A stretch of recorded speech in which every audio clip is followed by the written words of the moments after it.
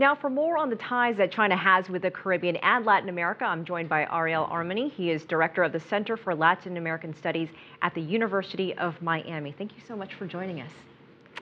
It's a pleasure. You know, how significant is President Xi's visit to Trinidad and Tobago? Well, it's important because of a number of reasons. First, because the Caribbean is playing a very important role in the plans that China has for its engagement with Latin America. The Caribbean, of course, it's an area of very small states. They are mostly poor.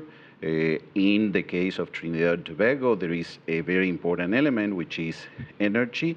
Liquefied natural gas. It's very important, and the nation has really suffered because the United States has decreased substantially its purchase of this energy product. So this is very important for this nation. It's important for China, of course, in terms of securing energy sources, but also it has a geopolitical reason because the Caribbean, of course, is close to the United States. It's an area that opens to Central America. And there is also, of course, let's remember the issue of the one China policy. And this is a whole area where we have a number of countries that still don't have diplomatic relationships with China. Well, that being said, this is the first visit of a Chinese president to Trinidad and Tobago. Yes, of course. And the other important element is that this follows very closely a visit that the Vice President of the United States made there. And so this is very important in terms of how these two major global powers are playing their game in the region. Well, what does that mean? Because it's like they're crisscrossing the same region one after the other. As you mentioned, Vice President Joe Biden is also making inroads to various countries in Latin America.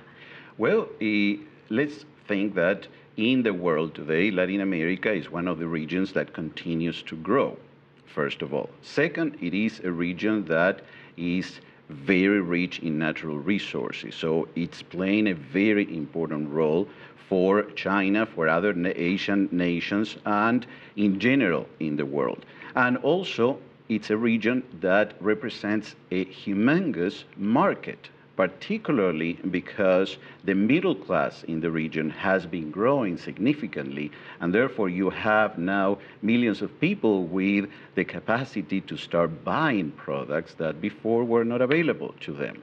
And therefore, this is why this is one of the hottest regions in the world. And therefore, it is absolutely understandable that the United States and China are there and want to show their presence there. So the visit of President Xi has a lot of symbolic significance as well. What kind of tone do you think that these foreign trips are setting for President Xi Jinping? He is certainly doing a lot of travel, taking a lot of foreign visits, only just a few months since assuming the role of president.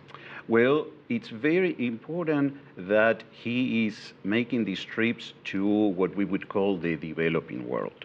This is a very important message that China is sending and that President Xi is sending, in the sense that China wants to deepen its relationships with these countries. And also, this is a way in which China, and through this new leadership, is showing a much more developed engagement in the world. And interestingly, there is no discourse about Latin America or the Caribbean being the backyard of the United States. This is something that now it's not been explained. That is, I think that now China feels that it has all the right to come to the region, to engage more in the region, because after all, we see that since the year 2000 to now, trade has increased dramatically, 20 times, and relations are much closer. So China is now a player, and